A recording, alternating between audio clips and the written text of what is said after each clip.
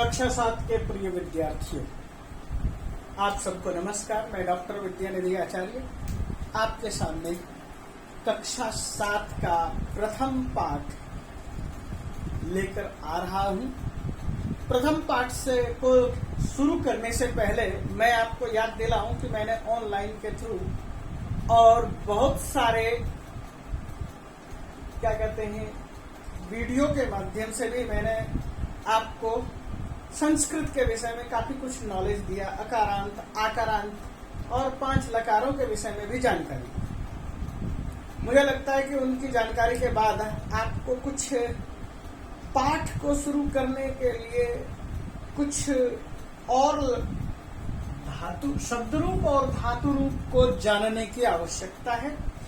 और जैसे कि हम शुरू करेंगे पाठ को, और पाठ में ही पृथ्वी शब्द है और पृथ्वी शब्द का सप्तमी विभक्ति आएगा और आपको बताने में दिक्कत होगी, इसलिए मैंने यहाँ पर सबसे पहले पृथ्वी का रूप लिखा। और पृथ्वी का रूप आप किताब में देखेंगे। नदी का रूप आपको मिलेगा, नदी का रूप सेम उसी तरह से होगा। नदी का रूप सेम उसी तरह से।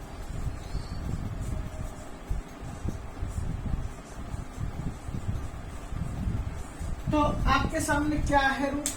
पृथ्वी इकारांत स्त्रीलिंग शब्द। ये स्त्रीलिंग शब्द है, जैसे कि मैंने आपको जानकारी दी है।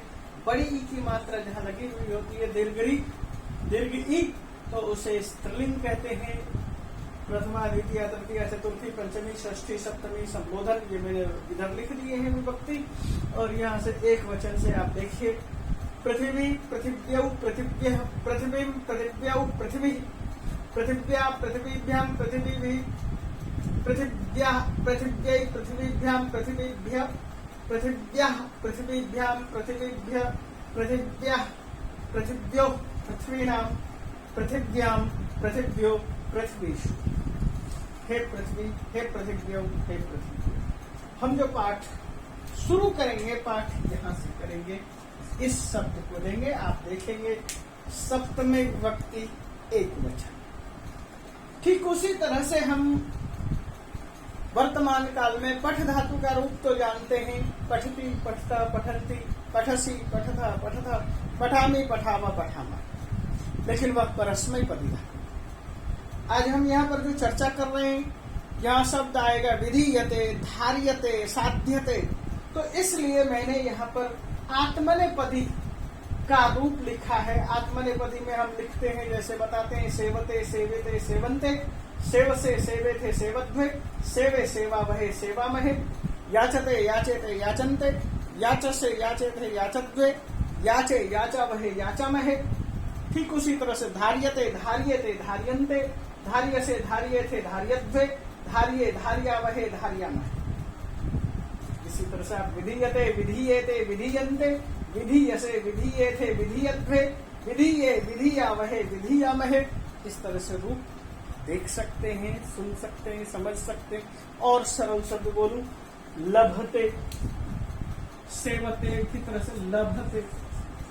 लभते मतलब प्राप्त करना। लभते, लभेते, लभन्ते, लभसे, लभेथे, लभध्वे, लभे, लभावहे, लभामहे। इस तरह से ये रूप होंगे।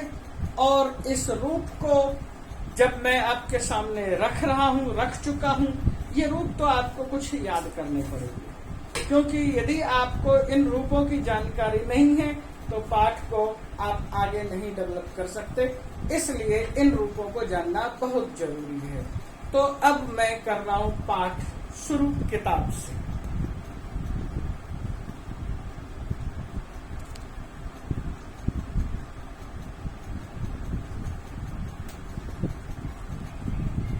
मैंने ये श्लोक लिखा, आपकी किताब में मैंने ये श्लोक दिखा दिया है। अब आप इस श्लोक को देखने के बाद क्या समझ रहे हैं, ये सबसे पहले तो मैं आपको बता देता हूं। ये मनुस्मृति का श्लोक है। मनुस्मृति अति प्राचीन काल में मनु नाम के विद्वान, ऋषि, महर्षि और इस धरती के प्रथम राजा के तौर पर जाने जाते। उनकी रचना का नाम है मनुस्मृति। अब मनुस्मृति में ये कहा, पृथिव्याम, पृथ्वी में, त्रीणि रत्नानि, 3 रत्न हैं। अब यहाँ पर एक चीज ये आया त्रि, तो आप ऐसा देखिए कि कुछ संख्याएं मैं लिख रहा हूं और संख्या में एक वचन, द्विवचन, बहुवचन होगा। एकः, एकम और एक, द्वौ, द्वे,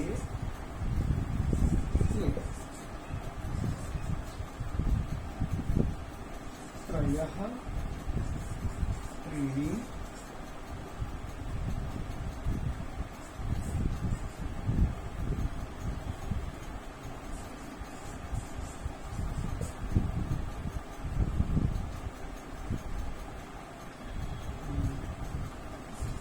चत्वारः,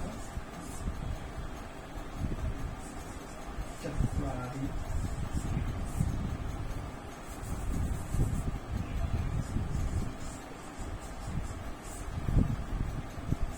चतस्रः।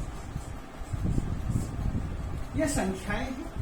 अब इस संख्या को आप ये इस चीज को लीजिए पुल्लिंग। हमने जो ये लिखा है ये पुल्लिंग के लिए लिखा है, ये नपुंसक लिंग है और ये स्त्रीलिंग। कुछ संख्याएं लिंग के आधार पर जो चलती है वो इस तरह से चलती है, 1, 2, 3, 4, 5 और 5 से आगे हमारे पास ये सारे वैसे ही बहुवचन है और उस तरह से चलेंगे। उस चीज को हम आगे लिखेंगे। और एक शब्द आया था, जैसे कि आपने नर या देव शब्द पढ़ा है तो देव तृतीय बहुवचन, ऐसे ही मूढ़ है तृतीय बहुवचन। पाषाण खंडेषु, ये सप्तमी बहुवचन है। जैसे रामेषु, देवेषु, सप्तमी बहुवचन है। अब मैं इस चीज को आगे बढ़ा रहा हूं। तो आपको सबसे पहले हमें बताना है कि 3 लिंग ही, स्त्रीलिंग, पुल्लिंग और नपुंसक लिंग। जिससे स्त्री जाति का बोध हो उसे स्त्रीलिंग कहते हैं, जिसे पुरुष जाति का बोध हो उसे पुल्लिंग कहते हैं, और जिससे जो सामान्य है, थिंग्स हैं, वस्तु हैं, या आप इसको और सरल शब्दों में कहूं तो आप इस चीज को ऐसे याद रखिए, अ, ई, उ, अंत वाले शब्द पुल्लिंग, आ, ई, उ, अंत वाले शब्द स्त्रीलिंग, और जिस शब्द के अंत में म आता है वो नपुंसक। ये सबसे सरल तरीका है।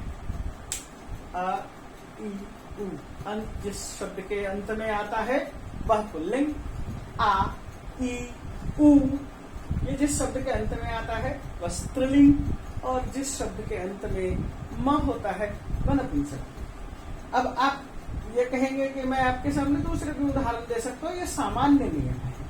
तो हमने यहाँ पर ये देखिए, क में अ है, पुल्लिंग है, क में आ है, स्त्रीलिंग है, म है, नपुंसक लिंग है। यहीं पर आप देख सकते हैं। ठीक इसी तरह से हम आगे बढ़ते हुए इस चीज को आगे बढ़ाते हैं कि नपुंसक लिंग शब्द, पुल्लिंग शब्द और ये स्त्रीलिंग शब्द। तो हमारे सामने क्या कहा गया है, एक शब्द आया जलम, एक है अन्नम, एक है सुभाषितम। ये तीनों के तीनों शब्द नपुंसक लिंग। ठीक उसी तरह से उसी के विशेष 3 शब्द हैं, इसलिए कहा गया त्रीणि, और ये तीनों के तीनों रत्न है। अन्न, जल, सुभाषित। सुभाषित सुभाषित का मतलब है अच्छी बातें।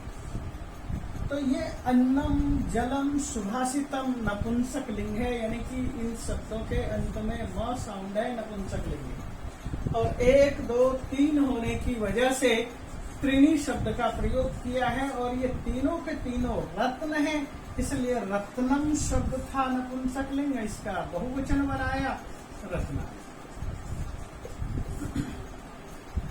अब आप देखिए श्लोक को।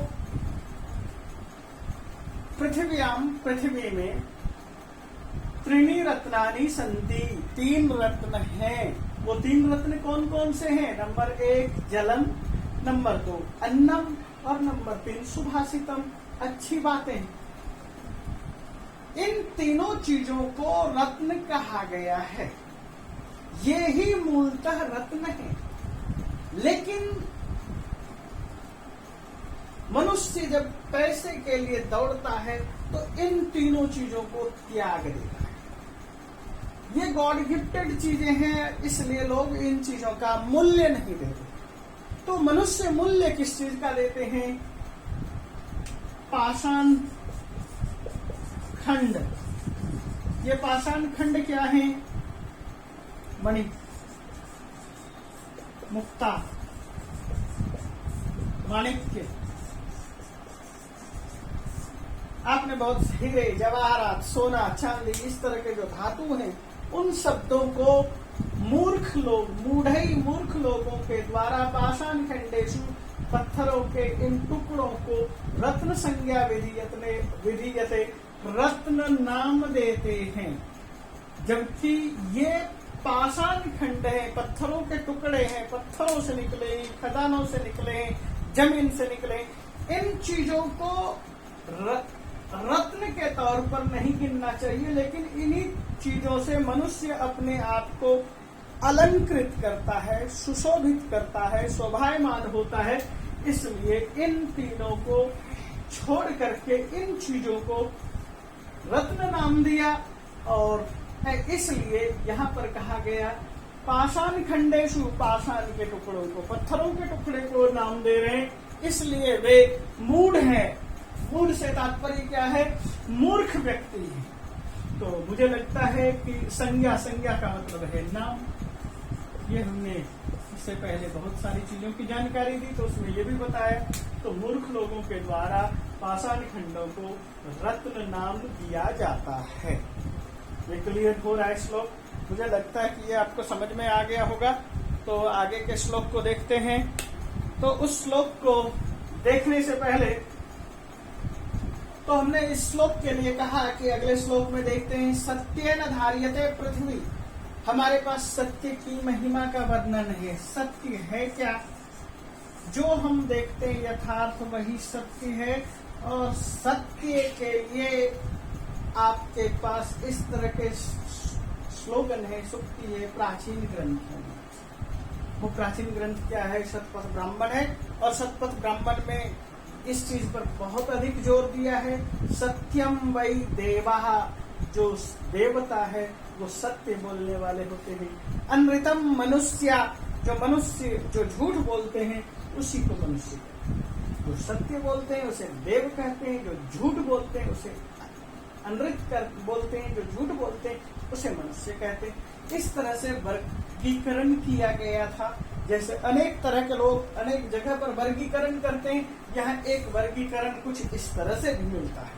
तो सत्य पर बहुत अधिक बल दिया गया है, और कोई भी कोर्ट आपके सामने जब खुलता है तो वहां पर वादी और प्रतिवादी दोनों ही पक्ष के लोग गीता पर, रामायण पर, बाइबल पर, कुरान पर हाथ रख करके कहता है मैं जो कुछ बोलूंगा सत्य बोलूंगा। तो सत्य की बहुत बड़ी महिमा है, और इतनी बड़ी महिमा है, पृथ्वी पर पैदा होने वाला कोई भी जीव, कोई भी मनुष्य कभी भी अपने बच्चों को यह नहीं कहता कि झूठ बोलो।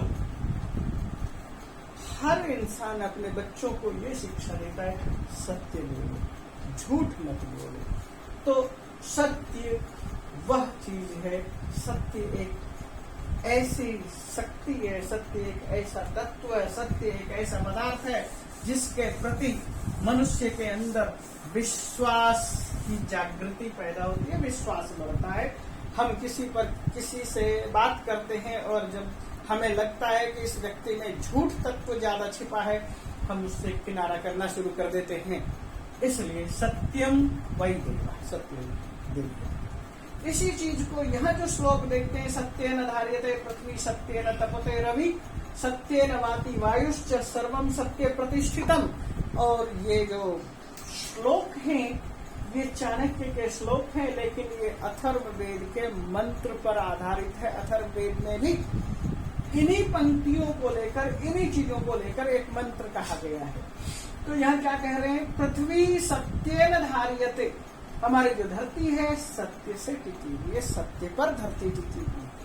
आप ऐसा कभी मत सोचिए कि धरती बैल के सर पर है या नाग पर है या कहीं और है या चटाई की तरह से है, कहीं लिपटी हुई है। इस तरह की धारणा पूरी तरह से गलत है।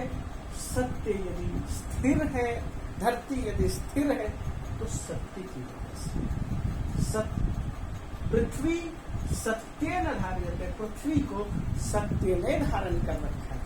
और सत्य की वजह से रवि, सूरज तपता है, गर्मी देता है, उष्मा देता है। यहाँ पर भी तपते शब्द देखो, हमने अभी थोड़ी देर पहले धार्यते शब्द कहा था, ठीक उसी तरह से तपते तपेते तपन्ते, तपसे तपेथे तपध्वे, तपे तपावहे तपामहे। तो सूरज के अंदर जो ताप है वह उष्मा है, वो सत्य की वजह से।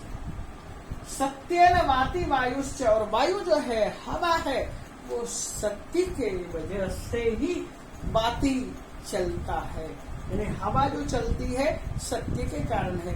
ये वाति वातः वान्ति इस तरह से रूप होगा, याति यातः यान्ति अदादिगण का रूप है। सर्वम सत्य प्रतिष्ठितम, सब कुछ सत्य में ही प्रतिष्ठित है। और इसलिए ईश्वर के लिए कहा जाता है कि ईश्वर सत्य स्वरूप है, ब्रह्म निराकार है, सत्य स्वरूप है। इसलिए सब कुछ, चाहे पृथ्वी है, सूर्य है, हवा है, ये सब के सब सत्य की वजह से है, ब्रह्म की वजह से है, ईश्वर की वजह से है। और सब कुछ का मूल आधार ईश्वर है। सब चीजों की प्रतिष्ठा, सब चीज ईश्वर पर प्रतिष्ठित होती है। इसलिए सर्वम सत्य प्रतिष्ठितम, सब कुछ पृथ्वी में, सब कुछ सत्य पर टिकी। अगला श्लोक देखते हैं। तो तीसरे श्लोक को देखिए। ये श्लोक है, दाने तपसी शौर्ये विज्ञाने विनय नये, सब जगह सप्तमी विभक्ति का प्रयोग है। और ये कितने हैं ये गिन लीजिए, 1 2 3 4 5 6 चीज गिनाई। दान देने में, तप करने में, शूरता दिखाने में, विज्ञान की खोज में, नम्रता में और नीति ज्ञान में। विस्मयो नहीं कर्तव्य, विस्मय नहीं करना चाहिए कि यहाँ ये है या नहीं है। बहुरत्ना वसुंधरा, ये जो वसुंधरा है अनेक रत्नों वाली है। वसुंधरा, वसुम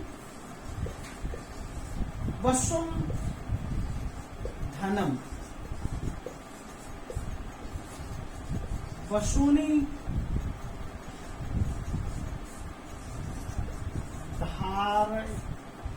धार्यते सा वसुंधरा। धार्यते की जगह धारयति भी होता है, वो अलग रूप है। वसूनी धारयते कहे या वसूनी धार्यते सा वसुंधरा। वसुंधरा शब्द का अर्थ है पृथ्वी। हमारी जो पृथ्वी है बहुरत्ना है, अनेक रत्नों वाली है। और वो रत्न कौन कौन से हैं? नंबर 1 रत्न दान। आपने एक से बढ़कर एक दानी महापुरुषों के नाम सुने होंगे। बलि नाम सुना होगा, कर्ण नाम सुना होगा, और बहुत सारे लोग अनेक धर्मों में अनेक तरह के दान दाता हुए हैं। तपस्वी, तप करने वाले, उपनिषदों में बहुत सारे ऐसे ऋषि हैं तप करने के लिए बैठे और उनके शरीर को दीमक ने खा लिया। शौर्य, शूरता, वीरता दिखाने में भी हर देश में सैकड़ों वीर योद्धा महापुरुष पैदा हुए हैं। विज्ञान की खोज में सैकड़ों महान वैज्ञानिक पैदा हुए हैं और विनय में, सरलता में, सच्चाई के लिए लड़ने में और एकदम नम्र स्वभाव वाले में होने में, इसी तरह से नए नीतिगत ज्ञान में, न्याय के पथ पर चलने में, संविधान और न्याय शास्त्र को ध्यान में रख करके फैसला सुनाने में, इन चीजों में, इन 6 चीजों में कभी भी हमें विस्मय नहीं करना चाहिए। तात्पर्य है हमें यह विस्मय नहीं करना चाहिए कि दान मिलेगा कि नहीं मिलेगा, इस धरती पर तपस्वी है या नहीं है, यहाँ पर शूरवीर लोग पैदा हुए हैं या नहीं पैदा हुए हैं, यहाँ ज्ञानी विज्ञानी महापुरुष हुए हैं या नहीं हुए हैं, विनयशील लोग पैदा हैं या नहीं हैं, और सारे के सारे न्यायवादी हैं या नहीं हैं, या सारे के सारे अन्याय का पक्षधर करने वाले हैं। इन चीजों पर कभी भी विस्मय नहीं करना चाहिए, आश्चर्यचकित नहीं होना चाहिए, क्योंकि यह वसुंधरा है, ये धरती है, इसके पास सैकड़ों ऐसे लाखों की संख्या में महापुरुष है। आपको खोजने की जरूरत है, हर जगह के इतिहासों को टटोलने की आवश्यकता है। सब जगह इन गुणों से युक्त लोग पैदा हुए। तो कर्तव्य शब्द और विस्मय शब्द पर मैं यहाँ पर बहुरत्ना शब्द क्यों है, वसुंधरा शब्द स्त्रीलिंग है, रत्न शब्द का भी इसलिए विशेषण बनाया। इसका विशेषण ये है रत्न। तो विशेषण विशेष्य का होता है। विशेष्य है वसुंधरा, विशेषण बहुरत्न। हमेशा विशेष्य से पहले विशेषण लगा रहता है। जैसे आपके सर पर बाल है, बाल काले काले बाल, तो ये जो विशेषण है ये पहले होता है। विशेष्य के ही विशेषण होते हैं। आप इसी तरह से पैंट, शर्ट, कपड़े, पत्ते, पेड़ पौधे, उन सब चीजों को देखकर बोल सकते हैं हरे भरे पेड़। इसी तरह से किसी आदमी को देखकर कहते हैं अच्छा आदमी, अच्छा बालक, बुरा आदमी, बुरा बालक, लंबा आदमी, लंबा बालक, तगड़ा आदमी, तगड़ा बालक, बलशाली व्यक्ति। इस तरह से शब्द जितने भी प्रयोग करते हैं पहले विशेष्य को ध्यान में रख करके विशेषण प्रयोग करते हैं। विशेष्य यदि पुल्लिंग में है, विशेषण को भी पुल्लिंग करना पड़ेगा। विशेष्य यदि नपुंसकलिंग है, विशेषण को भी नपुंसकलिंग करना पड़ेगा। विशेष्य यदि एक वचन है, विशेषण को एक वचन में रखना पड़ेगा। विशेष्य यदि बहुवचन है तो विशेषण को भी बहुवचन में रखना पड़ेगा। इस तरह से ये चीजें हैं। और एक शब्द है कर्तव्य, और इस चीज को देख लो, क्रि प्लस तव्यत प्रत्यय है, कृत प्लस तव्यत का रूप बना कर्तव्य। कर्तव्य मतलब करना चाहिए, ये भी पुल्लिंग में प्रयोग है। विस्मय शब्द पुल्लिंग में है, यानी कि हम सब पुल्लिंग पुरुष जाति को, लोगों को ये चाहिए कि कभी भी विस्मय नहीं करना चाहिए। विस्मय का मतलब आश्चर्य बोध नहीं होना चाहिए, आश्चर्य से मुंह फटा हुआ नहीं होना चाहिए। अरे यहाँ पर भी कोई दानी हो सकता है क्या? होता है, होगा, मिलेगा।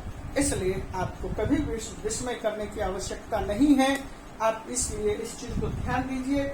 और अगले श्लोक में हम देखते हैं कुछ और चीज।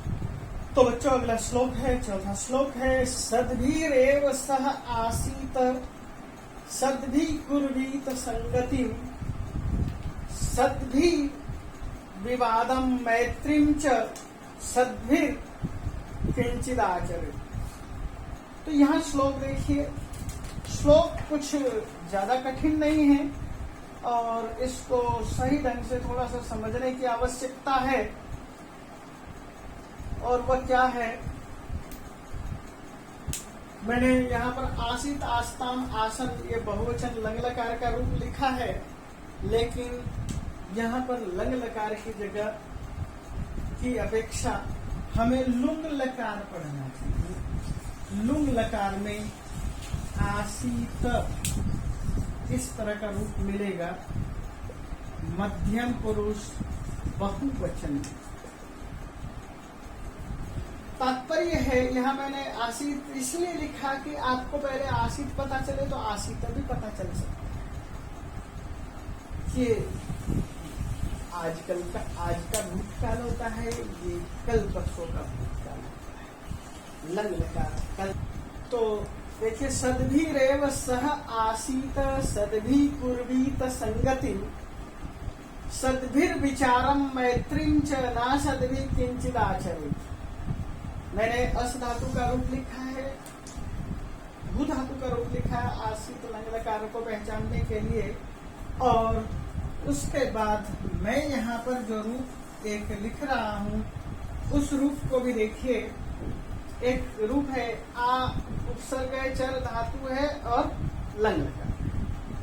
आचरेत, आचरेताम, आचरे, आचरे, आचरेतम, आचरेत, आचरेयम, आचरेत, आचरे, ये रूप है। और यहाँ पर जो शब्द प्रयोग है आसीत, ये हमारे इससे बिल्कुल भी नहीं। ये लंग लकार है, ये विधिलिंग है। विधिलिंग में जो रूप है, पहले हमने आपके सामने आसीत असभुवि का रूप बताया कि इस तरह से होता है, और इस चीज को याद दिलाने के लिए। और उसके बाद मैं आपके पास एक रूप और लिख रहा हूँ, और वह रूप है विधिलिंग में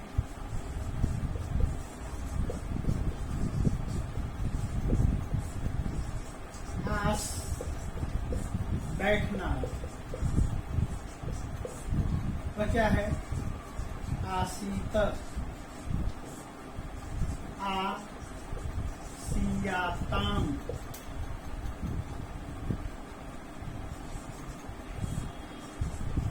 आसीरन,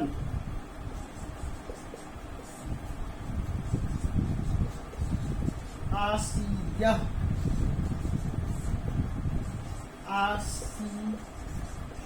आसीयातम, आसीयध्वम,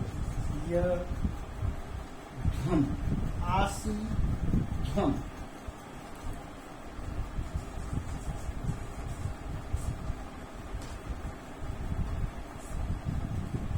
और आसीय, आसी वही, आसी मही।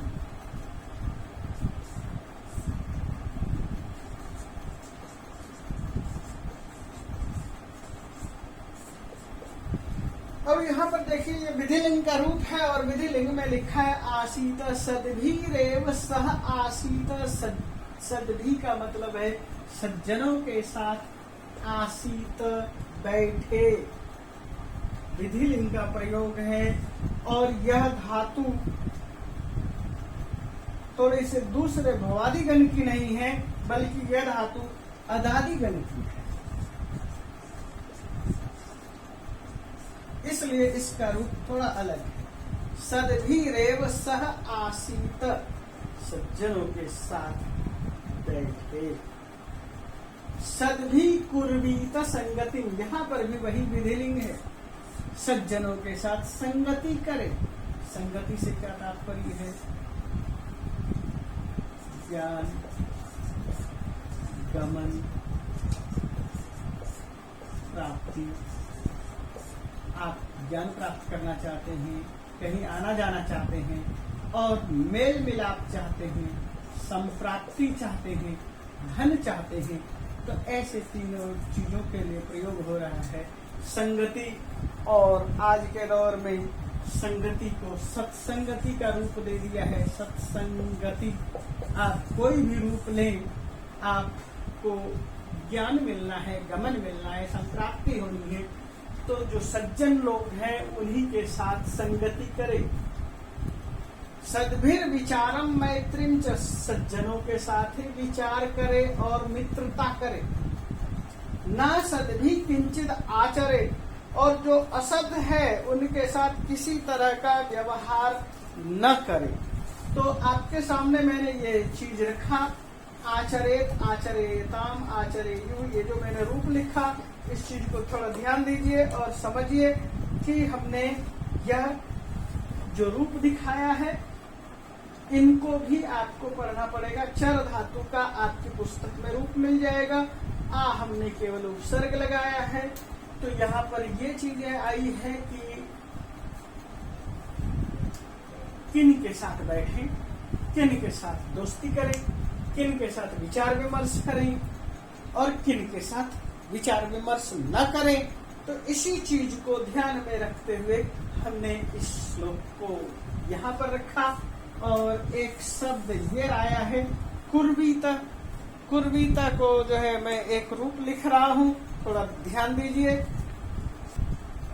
जैसे मैंने कहा कुर्वीता, अब सामान्य पाठकों के लिए और सामान्य बच्चों के लिए और सामान्य पढ़ने पढ़ाने वालों के लिए भी थोड़ा डाउट होता है कि कुरियात तो हमने सुना है, कुर्वीता कैसे सुना है, कैसे हो जाएगा। लेकिन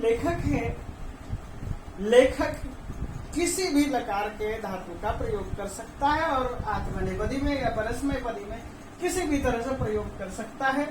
और ये विधिलिंग का प्रयोग किया गया है और आत्मनेपदी का प्रयोग किया है। आप इसको यहाँ से देख सकते, कुर्वीता, ये विधिलिंग है। बच्चों, इस विधिलिंग के रूप को भी जानना जरूरी है। जैसे इसको हम जानते हैं ऐसे इसको भी जानना जरूरी है। केवल मैं कह दूं कि करे, करे का अर्थ आपको सबको समझ में आ जाएगा, स्पष्ट हो जाएगा। लेकिन ये करे कुरियात होना चाहिए, कुर्वीता क्यों है, इस डाउट को खत्म करने के लिए मैंने दोनों ही रूपों को आपके सामने रखा। अब शब्द एक और आता है किंचित। किंचित का मतलब कुछ भी।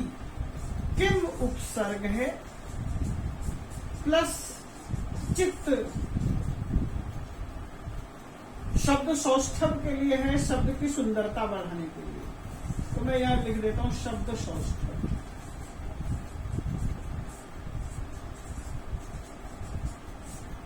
तो शब्द को सुंदर बनाने के लिए हम कई बार चित्त का प्रयोग करते, किंचित, कश्चित, केचित, कश्चन, केचन, इस तरह से चित्त और चन शब्द का जो प्रयोग करते हैं शब्दों में सुंदरता लाने के लिए करते हैं। और उसके बाद मैं अगला श्लोक आपके सामने रख रहा हूं। अगले श्लोक को ध्यान दीजिए। यहाँ पर एक संधि और थी, न प्लस असद भी, न प्लस असद भी, नासद, न प्लस अ ना, इस चीज को ध्यान रखना है। दीर्घ संधि है। चलो तो अगला श्लोक देखते हैं। इस श्लोक को देखिए, श्लोक थोड़ा सरल है। उस श्लोक में कुछ शब्द रूप कठिन, धातु रूप कठिन थे, इसलिए मैंने उसको उस तरह से दिखाया। लेकिन इसमें आप ध्यान दीजिए, ये बहुत सरल है। यहाँ प्रयोगेश देखिए, सप्तमी विभक्ति का बहुवचन है, धन और धान्य। धन क्या चीज है और धान्य क्या चीज है? धन का मतलब रुपये, धान्य का मतलब संपत्ति। वह पेपर भी हो सकता है, कागज का हो सकता है, कागज से मतलब है जमीन आदि, जमीन जायदाद, कंपनी,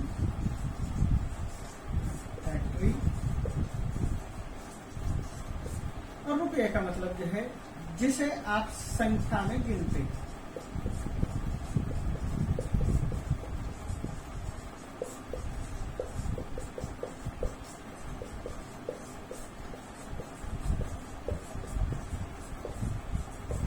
तो धन में और धान्य के यानी कि संपत्ति आदि के प्रयोग में विद्याया और विद्या के, यहाँ षष्ठी विभक्ति एक, दो और ये तीन, इन तीनों चीजों के धन के संग्रह में धान्य के संग्रह में, विद्या के संग्रह में, यानी पढ़ने पढ़ाने के लिए, ज्ञान उपार्जन के लिए, ज्ञान जब हम उपार्जन कहते हैं तो संग्रह ही कर रहे होते हैं।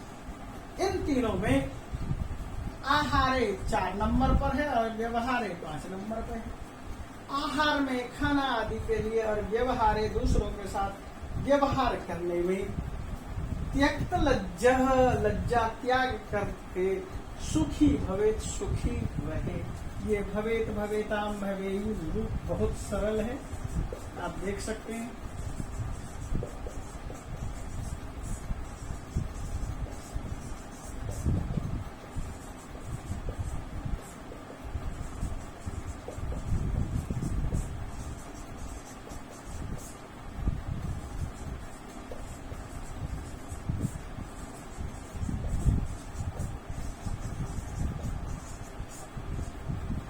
मैंने ये रूप लिख दिए, ये सारे विधिलिंग के हैं और कुछ रूप ऐसे होते हैं कि आपको याद करना ही होता है और जब तक आप याद नहीं करते तब तक हम उधर, यानी कि सही मायने में हमें जो मीनिंग चाहिए या जो हम प्रयोग करना चाहते हैं वहां तक नहीं पहुंच पाते। तो क्या मतलब निकला? भू धातु है।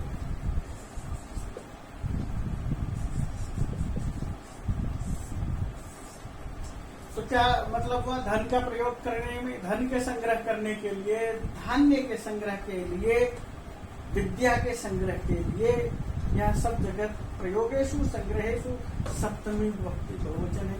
आहारे व्यवहारे, यहाँ पर भी सप्तमी विभक्ति है, एक वचन है।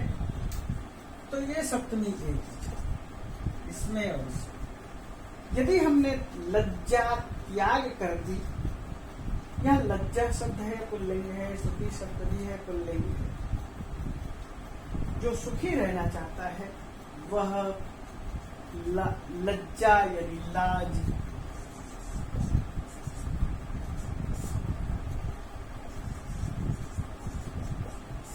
त्याग दे, त्यक्त त्याग दे। यदि शर्म आता रहेगा धन संग्रह नहीं कर सकता, धान्य का भी प्रयोग नहीं कर सकता, संग्रह नहीं कर सकता और पढ़ लिख भी नहीं सकता। यदि उसके अंदर लज्जा बनी रहेगी, भूख लगी हुई, वह भूखा बैठा रहेगा, किसी से कुछ मांग नहीं सकता। हो सकता है 2 बात करने से सामने वाला हमारी बात से कन्विंस हो जाए और हम उस तक पहुंच करके अपने ज्ञान को, अपनी बात को बढ़ा सकें। इसलिए हम इस चीज को ध्यान में रखते हुए आगे बढ़ें और अगला श्लोक देखते हैं।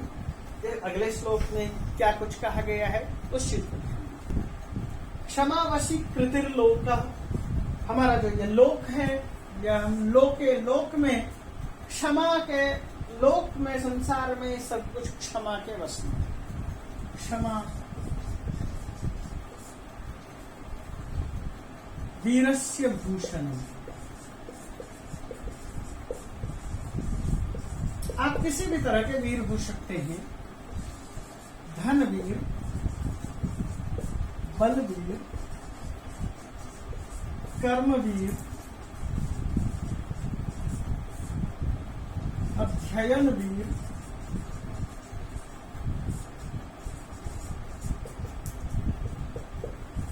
व्यापार वीर, संस्कार वीर, युद्ध वीर, किसी भी तरह के वीर हो सकते हैं। लेकिन वीरों का आभूषण क्षमा है। क्षमा वीरस्य भूषणम। और जिसके पास यह तत्व था वे ही जीते हैं, वे ही जीत सके। आप भगवान महावीर को देखिए, क्षमा है उनके पास। भगवान बुद्ध को देखिए, अंगुलीमाल आ रहा है और वो कहता है ठहर, क्षमा है उनके पास। तो क्षमा भी वशी कृतिर्लोके, यह जो संसार है क्षमा के वश में है। आप धर्म का जब लक्षण पढ़ते हैं वहां पर भी है धृति के बाद धृति, क्षमा, धृति के बाद क्षमा शब्द का प्रयोग हुआ। तो दूसरे नंबर पे ही शब्द क्षमा है। तो क्षमा क्या है? हमारा एक धर्म है, हमारा एक स्वभाव है, हमारी एक नीति है। तो जो क्षमा के वश में है, ये लोग क्षमा के वश में है, इसको आपको ऐसे मानना है। क्षमया किम न सिद्ध्यते साध्यते, क्षमा से क्या सिद्ध नहीं होता, क्षमा से ही सब कुछ सिद्ध होता है। क्षमा है जिसके पास वही वीर है, इसलिए क्षमा से ही सब कुछ सिद्ध हो सकता है, क्षमा से ही साधा जा सकता है। शांति खड्ग करे यस्य, जिसके हाथ में शांति रूपी तलवार है। करे का मतलब है तलवार, करे का मतलब हाथ में शांति खड्ग, शांति रूपी तलवार है, क्षमा रूपी तलवार है। यस्य किम करिष्यति दुर्जन, तो उसका दुर्जन क्या बिगाड़ सकता है। तात्पर्य है दुर्जन जो होता है, दुष्ट व्यक्ति लोग होता है, वह क्षमावान का कुछ नहीं बिगाड़ सकता। इसलिए शांति रूपी तलवार, कर शब्द का अर्थ है हाथ और कर शब्द का अर्थ होता है तलवार, सॉरी, तो यह खड्ग का अर्थ है तलवार।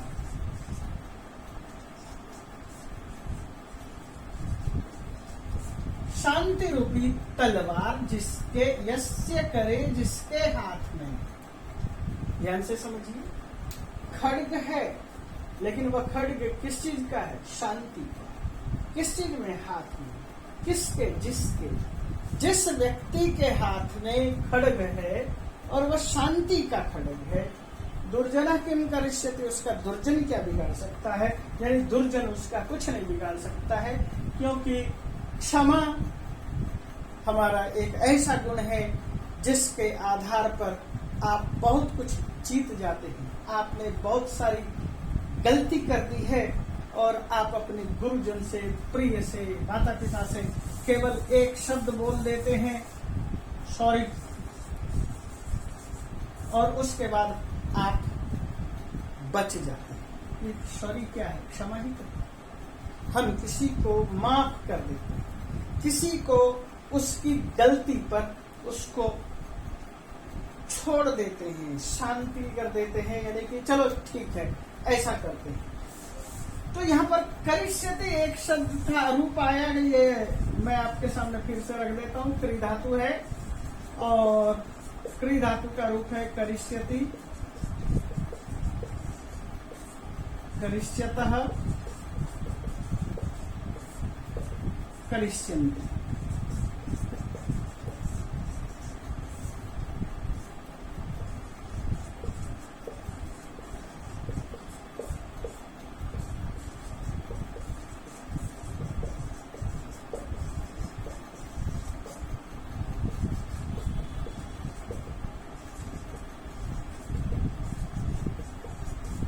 करिष्यसि, करिष्यः, करिष्यत्। उत्तम पुरुष करिष्यामि, करिष्यापः, करिष्यामि।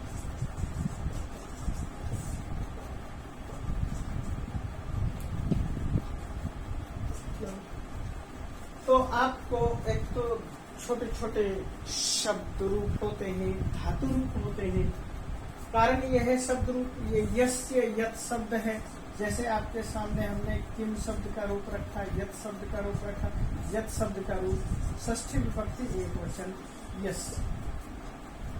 यहाँ लोके शब्द है, लोक शब्द में सप्तमी विभक्ति है, एक वचन है। क्षमया शब्द में तृतीय विभक्ति है, एक वचन है। तो कहना क्या है? दुर्जन है प्रथमा विभक्ति, एक वचन है, इसको ज्यादा कुछ बताने की जरूरत नहीं है। तो ये बहुत सरल श्लोक था और करिष्यति किम धातु का रूप है, ये आपको भी याद होना जरूरी है। और इस तरह से जब हम पूरे पाठ को पढ़ लेते हैं तो पाठ को पढ़ने के बाद अब बचता है शेष कि अभ्यास हम किस तरह से अभ्यास को करें और अभ्यास को बढ़ाएं। तो ये पाठ मैं यहाँ खत्म कर रहा हूँ। धन्यवाद।